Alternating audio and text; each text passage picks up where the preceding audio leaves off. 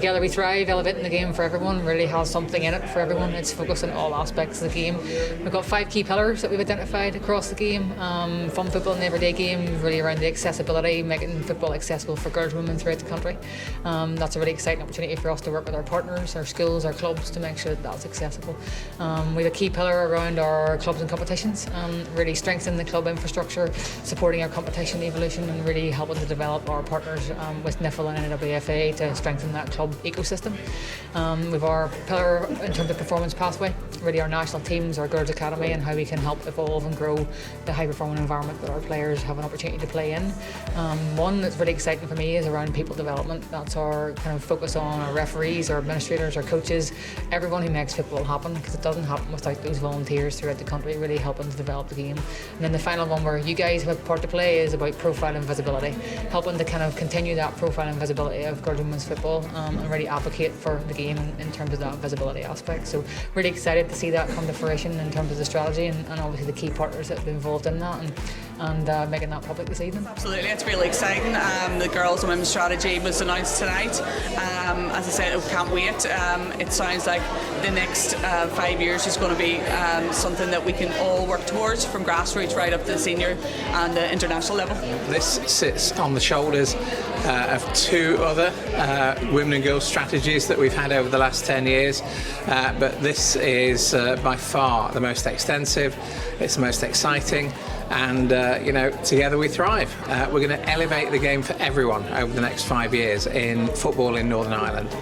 It's fantastic that we're capitalising on a new 5-year strategy off the fact that you met, the previous one, you got your senior women to a major tournament, the interest and participation levels have grown exponentially, and now it's about the next step in that journey, which I think is fantastic.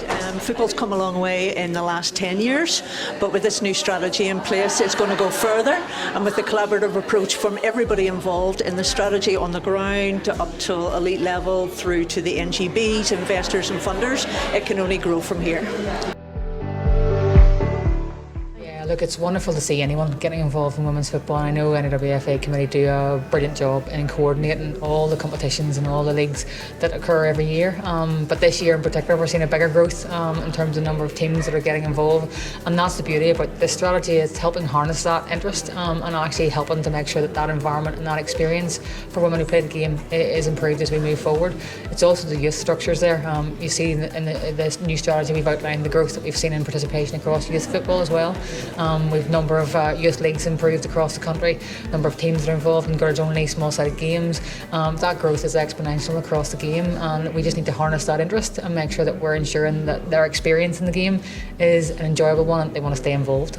My club, we have started from the bottom with the girls, and it has become quite big, quite fast. But in saying that, at least we know that in the future here that there's plans in place to help those girls through the grassroots levels into the senior level and to have the support there. What we want to do over the next 5 years is build a really good competition structure here in Northern Ireland. We want to make sure that it's as good as it can be. We want to be successful. We want to have a great pathway on the international side for under 17s, under 19s, through to the senior team. And we just want to inspire every girl to want to play football. Our green shirt is famous throughout the world. We want every single girl in Northern Ireland to think about playing in that shirt.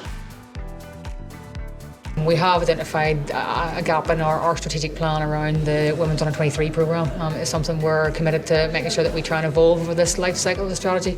That's to support players who move out of 19s, who maybe aren't quite ready for the senior programme, help develop them further and actually really invest our time and energy to keep them involved in the game. So that's an exciting proposition for us to help kind of progress that national team pathway. I'm really excited to see how that comes to kind of in the pipeline in the future as well.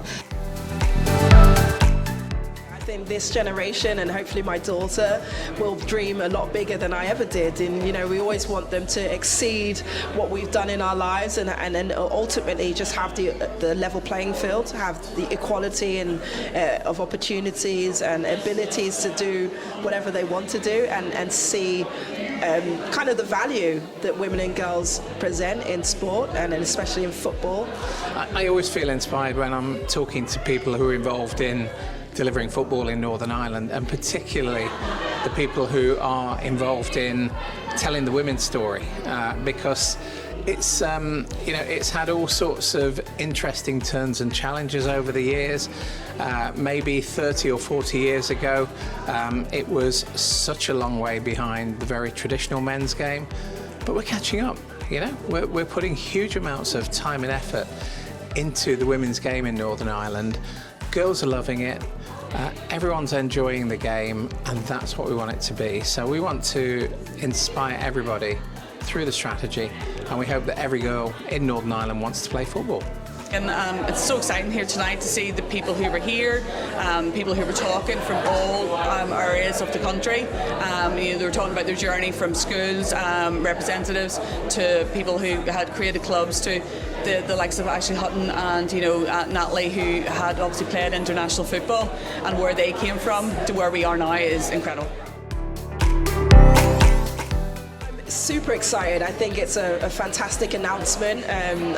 Off the back of the Euros in 2022, when England hosted, we saw just how much investment shot up, participation and interest shot up as well.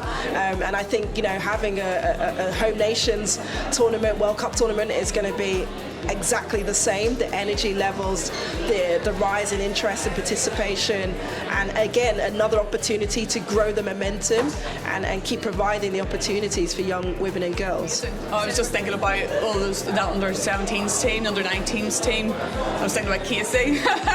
She could be leading that team out. It would be incredible if the UK and Northern Ireland got that bid for the World Cup. I mean, we've been to the Euros. We've seen how amazing it was, and England hosted that. It just felt like Northern Ireland was on tour absolutely again, and it wasn't the men's team, it was women. So it's so exciting and something to look forward to. Volunteers are vital.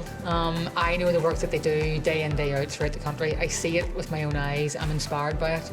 I see the commitment, the dedication and the willpower that they have to try and create opportunities for girls in so many areas and communities in Northern Ireland.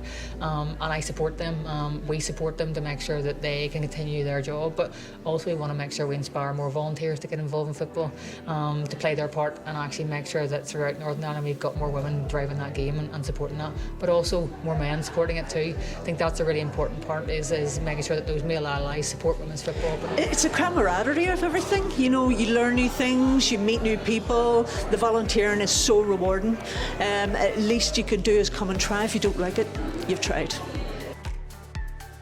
And finally, I'm sure you're hoping the two of us will be standing here in 5 years' time talking about a much stronger league, an even better Northern Ireland side, and even more young girls playing. That's absolutely the plan. The growth in football in Northern Ireland is going to come from the girls' side. The men have had it their own way for 145 years. Now it's the time for the women to take centre stage. We're going to do our best to promote it, and we hope that everybody will pick up the baton and make it happen.